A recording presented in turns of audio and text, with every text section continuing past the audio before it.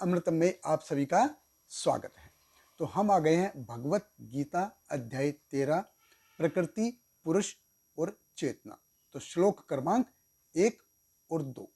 और पिछले श्लोक के साथ हमने देखा कि हमने जो भगवत गीता के बीच के जो 6 अध्याय थे 7 से लेके 12 उनके ऊपर चर्चा समाप्त की।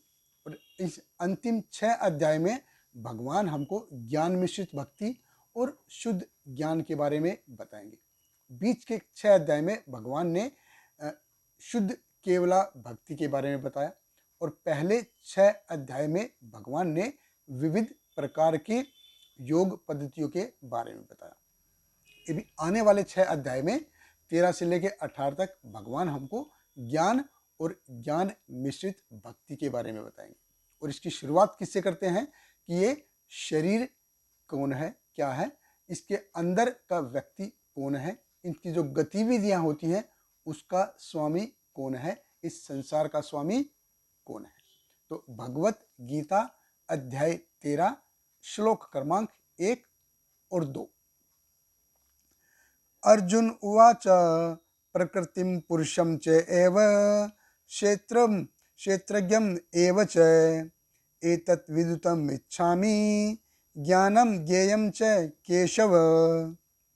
श्री भगवान उवाच इदं शरीरं कौन्तेय क्षेत्रम् इति अभिधीयते एतत् यो वेत्ति तं प्राहुः क्षेत्रज्ञ इति तत्विद। अर्जुन ने कहा, हे कृष्ण, मैं प्रकृति एवं पुरुष, भोक्ता, क्षेत्र एवं क्षेत्रज्ञ तथा ज्ञान एवं ज्ञेय के विषय में जानने का इच्छुक हूँ। श्री भगवान ने कहा, हे कुंती पुत्र, यह शरीर क्षेत्र कहलाता है और इस क्षेत्र को जानने वाला क्षेत्रज्ञ है। देखिए, अर्जुन कहते कि भगवान मेरे कुछ प्रश्नों का उत्तर दीजिए।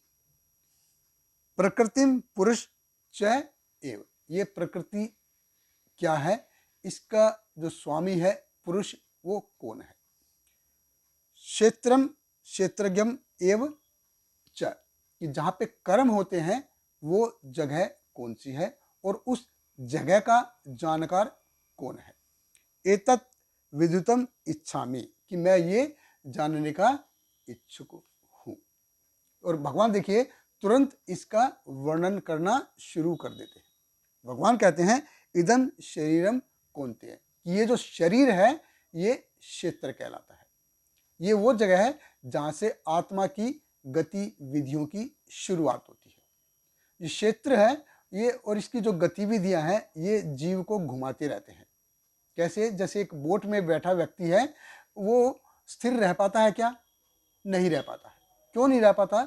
क्योंकि जो पानी की लहरें हैं उसको स्थिर रहने नहीं देती। तो बोट को जैसे मझधार में होता है ना, वो उसको हिलाती रहती है। ऐसे ही व्यक्ति के जो कर्म हैं और उनके जो कर्म फल हैं ये जीव को स्थिर बैठने नहीं देते। जैसे बोट हिलती रहती है ना लहरों के कारण, ऐसे ही व्यक्ति स्थिर नहीं रह पाता। चैतन्य चरितामृत में कविराज कृष्णदास गोस्वामी बड़े सुंदर तरीके से बताते हैं। वो कहते हैं, कभी स्वर्ग उठाए कभी नरक डुबाए, दांडा ये नचांगा ये थी व्यक्ति के लुकाए। ये प्रकृति के जो नियम है ये क्या करते हैं, ये कभी जीव को स्वर्ग लेके जाते हैं, कभी उसको नरक में लेके जाते हैं। कैसे? जैसे जेलर होता है वो कैदी को दंड देता रहता है, कभी इधर ये कर कभी वो कर कभी ये कर, जैसे दंड देता है, ऐसे ही जो प्रकृति है पानी के जैसे है, ये स्टेबल होने नहीं देती। तो क्षेत्र और क्षेत्रज्ञ में यानी कि इसको जानना, यानी कि जो प्रकृति है जो हमको अनस्टेबल करती रहती है। और इसके अंदर जो क्षेत्रज्ञ है यानी कि जीव, जो अपने आप को स्टेबल होने का प्रयास करता है। कौन है वो? इदं शरीरम कौन्तेय क्षेत्रम अभि इति अभिधीयते, यानी कि ये जो शरीर है ये है क्षेत्र। एतत् यो वेत्ति तं प्राहुः, भगवान कृष्ण कहते हैं एतत् यो वेत्ति तं प्राहुः क्षेत्रज्ञ इति तत्विद, यानी कि क्षेत्र को जानने वाला क्षेत्रज्ञ है।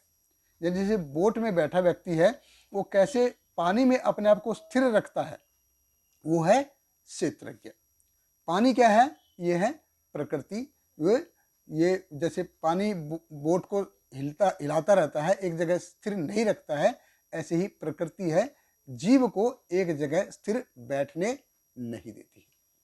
और पानी के स्वभाव को जान करके जो बोट को जो मैनवर करके स्टेबलाइज होने का जो करने का जो प्रयास करता है, ये है जिसके द्वारा वो है ज्ञान।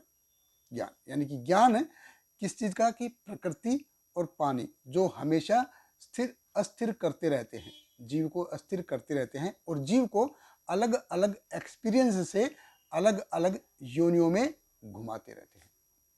और असली ज्ञान क्या है? कि हम शरीर नहीं, हम आत्मा। तो ऐसे ही अर्जुन के जो प्रश्नों का उत्तर भगवान अगले श्लोकों में भी जारी रखेंगे। हमारे साथ बने रहिए। बहुत बहुत धन्यवाद। हरे कृष्णा। श्रील प्रभुपाद की जय।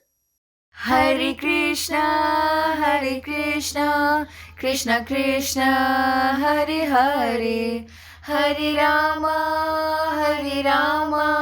राम राम हरे हरे।